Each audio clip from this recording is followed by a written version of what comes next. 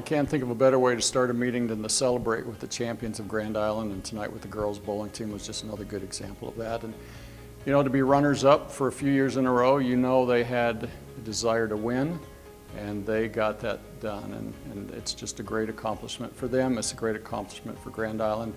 We just hope this trend continues in the years to come with all the champs that we've been seeing.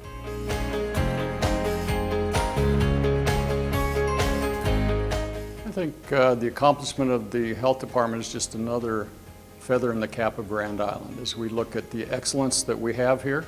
Just another form of excellence for not only our city but for the health department in specific, and the good work that they do. A lot of times they're not appreciated for nearly all the good things they do, but we have dedicated men and women there that are there to serve this community and make sure that we're just as healthy as possible. And accreditation is just another way to get there, and something not very many people do. So we do, once again, have a lot to be proud about in this city. Finding the right leader is just paramount for any organization, and the health department has got such a high standard for excellence now, especially with what we just talked about with accreditation. We have to make sure, they have to make sure that that right person is identified to keep that momentum going. Not only are they accredited, they have to remain that way and are responsible for the funds that they get, and that will be a big job, but I'm confident the right person will come to Grand Island and continue to lead that organization.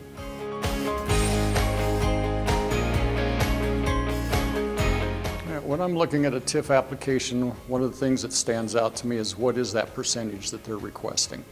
There are times we have people that are asking 25%, 30%.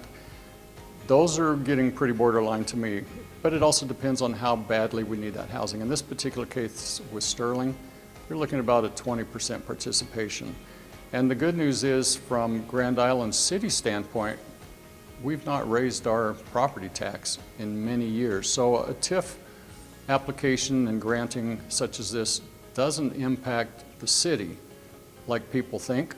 Undoubtedly, other entities are impacted to a certain extent, but the end result is another 120 units that will be filled there in that area. So it's very important for us to keep the housing market going in a way that we need to. And right now, apartments to me is really the way we need to be doing that.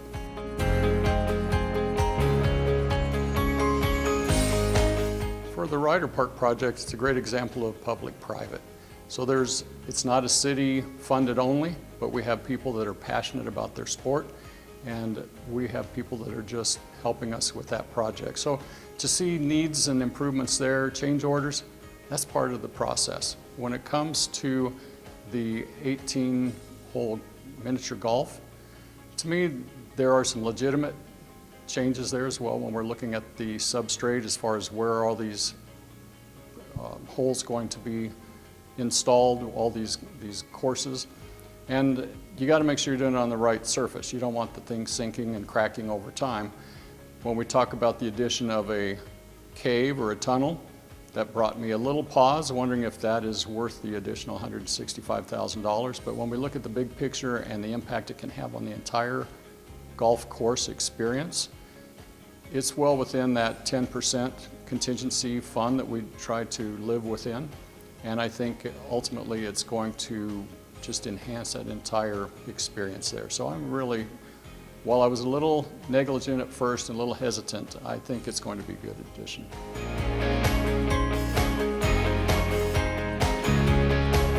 I think what we had tonight before the council was, it was bigger than an $1,800 bill, but tonight it was an $1,800 bill, a disagreement in how these funds should be distributed.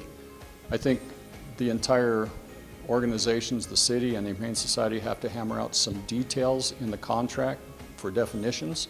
I think the intent is good, but when you're talking about a contract, we've talked about the letter of a contract versus the spirit of the contract.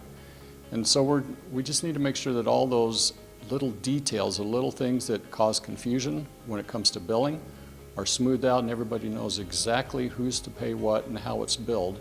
And that's where the confusion was tonight. There was some misunderstandings, I think, of what should be paid and what shouldn't.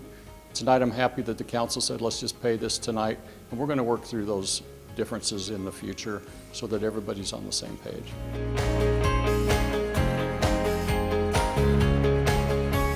Yeah, I think having Railside not only ask different entities for $135,000 for these speakers, they are willing to raise $10,000 on their own, and that tells me that they have skin in the game as well.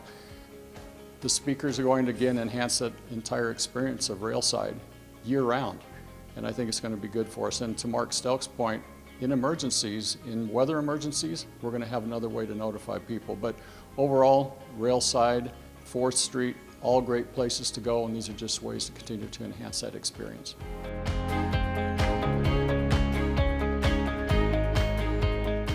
It's obvious that a bookmobile is stirring up some excitement in our community, something that we haven't had for quite some time.